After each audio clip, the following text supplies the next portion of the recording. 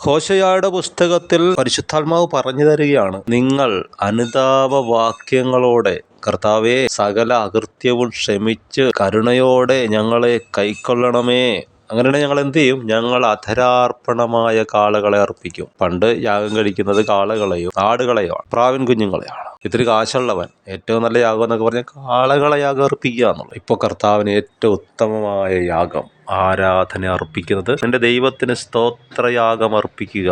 അതിന് തൊട്ട് താഴെ എഴുതിയിട്ടുണ്ട്, തൻ്റെ നടപ്പിനെ ക്രമപ്പെടുത്തുന്നവനെ ദൈവത്തിൻ്റെ രക്ഷയെ കാണിക്കും. അപ്പോൾ നടപ്പൊന്ന് ക്രമപ്പെടുത്തുക. അതിനുള്ള മാർഗം ഹൃദയത്തിലെ അശുദ്ധികളെ സമ്മതിച്ച് ഏറ്റുപറയുക.